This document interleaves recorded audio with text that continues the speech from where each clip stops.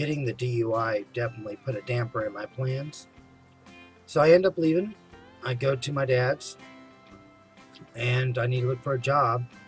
I had already went to court, and what happened there was I had to pay a $500 fine. I was on probation.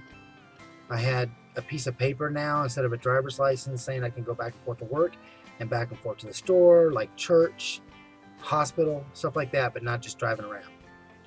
So I saw an article in the paper for certified nurse's aide license. And I took that in Job Corps for a little bit there before I went to building maintenance, and so I decided to try to do that. And I succeeded. I got my certified nurse's aide license. I even still got the license and the pin, a little name tag. Anyway, I worked at a hospital and I worked at a nursing home.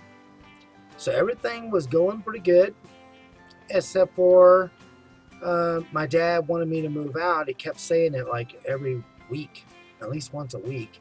And I was living on bologna and hot dogs and stuff like that. God, it sucked.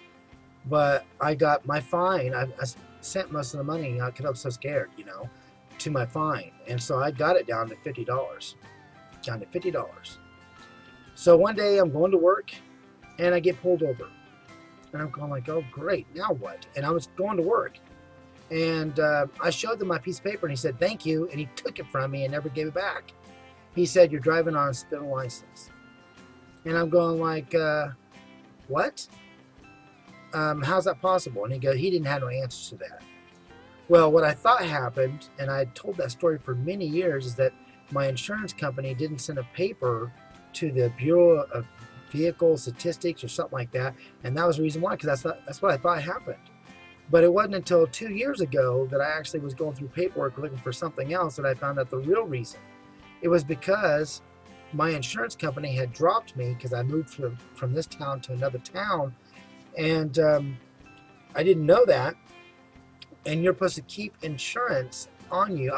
Because of the DUI, I had to keep insurance on me even if I didn't have a vehicle for a year.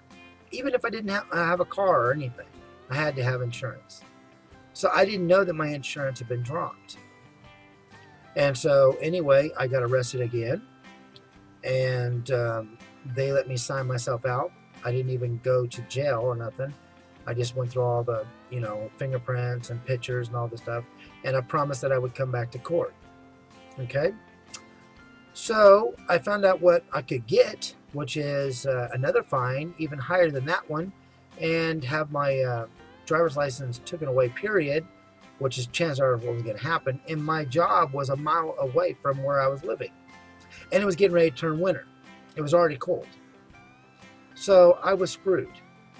Really screwed. I didn't know what to do.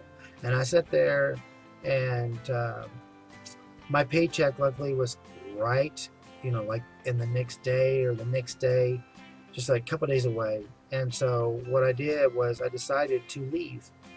I would take my paycheck and I would go and live with my biological father in Texas, Longview, Texas.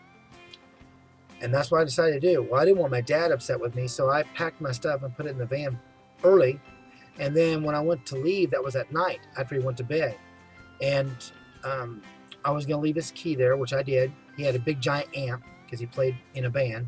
Big giant amp, $1,000 amp. And I left the key on top of there, and I went to the door and I opened it very slowly. And he goes, "You're leaving, ain't you?" And I just like froze. And I said, "Yes." And he goes, "Okay, but leave your key on the amp." And I said, "It's already on there." And he said, "Okay, bye." And I said, "Bye." And I think I said I left him. I'm not exactly sure. I was scared. I was like, I couldn't believe that just happened. He caught me, before I left. I didn't want to disappoint my father. He knew about the DUI. He knew about the new one of driving on a spent license. And I was kind of following in his footsteps. I had no way of going back and forth to work. Plus, he wanted me to move out. So I didn't know what to do.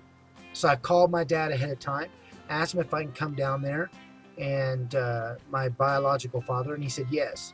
So I gassed up the vehicle and I left and went to Longview, Texas. And I never went to court. Yes, there was a warrant for my arrest. Now the warrant's gone because it got taken care of. But I was stuck. and I still owed $50 on the original fine. Alright, that's it on this. Thank you for watching, and it's just me keeping it real. Bye.